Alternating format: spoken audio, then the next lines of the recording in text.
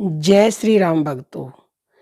एक ऐसी विधि, एक ऐसा तरीका जो भी आप सोचोगे वही 100% सच होगा। हमारे शास्त्रों में ये लिखा है, हमारे संतों ने ये कहा है कि जाकी जैसी भावना वैसा ही फल पायो।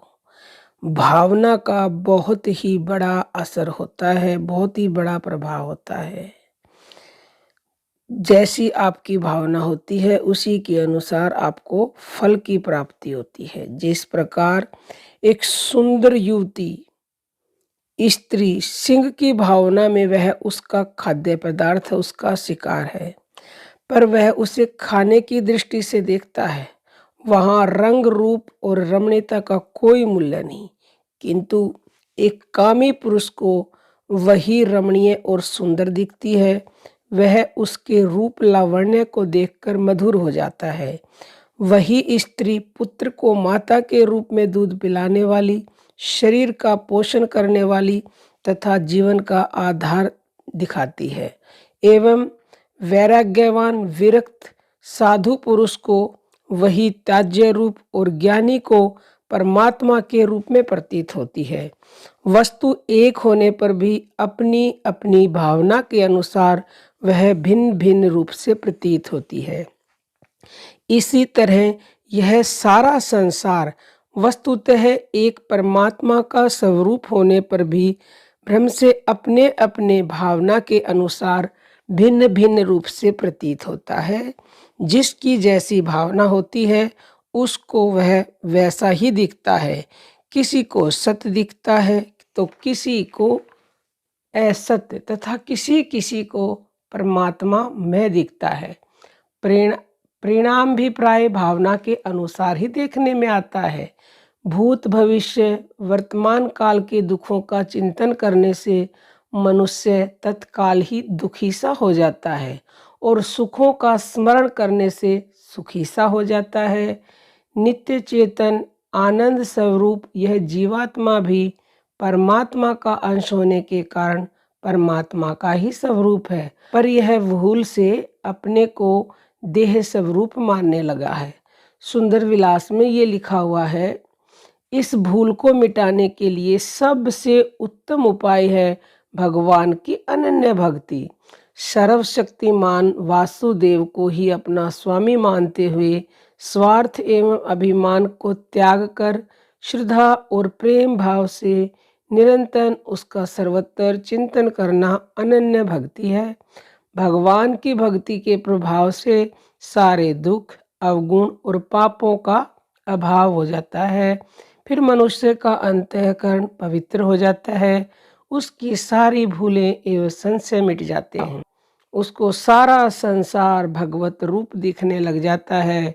उस मनुष्य की वाणी और उसका संकल्प सत्य हो जाते हैं। जो भी वह सोचता है, जो भी वह मुंह से कहता है, वही तत्क्षण पूरा हो जाता है। भक्तों, भगवान की भक्ति के प्रभाव से उसके लिए विष भी अमृत बन जाता है। तुलसीदास जी कहते हैं उत्तर रामायण में, गरल सुधा सम अरिहित होई। भक्त प्रहलाद ने यह बात प्रत्यक्ष करके दिखा दी कि विष भी उनके लिए अमृत हो गया। अग्नि शीतल हो गई, अस्त्र शस्त्र निरर्थक हो गए, सर्पों के विष का कुछ भी असर नहीं हुआ।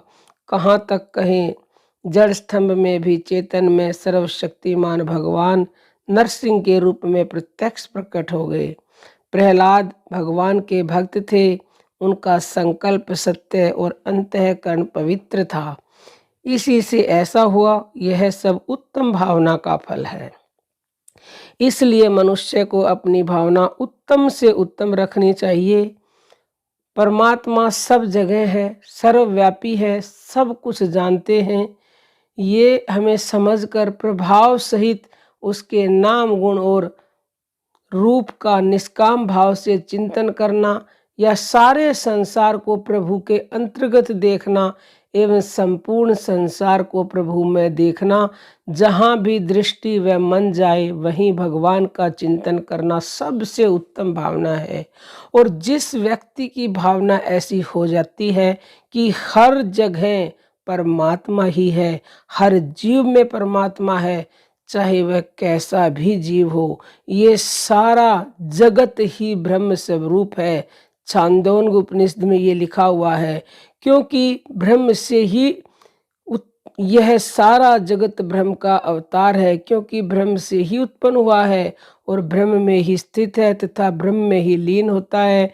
इस प्रकार शांत भाव से उपासना करनी चाहिए, यानी कि शांत चित्त से संसार में ब्रह्म की भावना करनी चाहिए।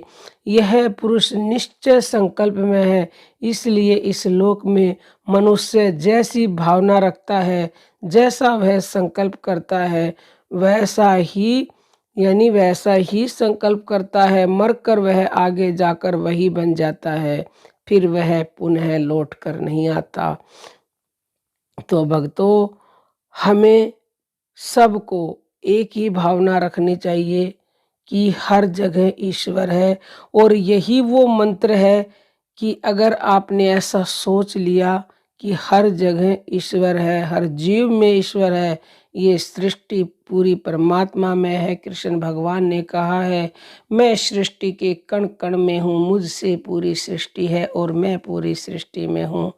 तो भक्तों, जो ऐसा सोच लेगा, ये मंत्र है, इसको एक मंत्र समझो कि पूरी सृष्टि परमात्मा में है और हर जीव में भगवान को देखो, तो धीरे धीरे ये बात जब सिद्ध हो जाएगी तो आपके मुख से जो भी निकलेगा वही 100% सच निकलेगा। जो भी आप चाहेंगे वही तुरंत पालेंगे, लेकिन इसका अभ्यास निरंतरता से करना होगा। जाकी जैसी भावना वैसा ही फल पायो।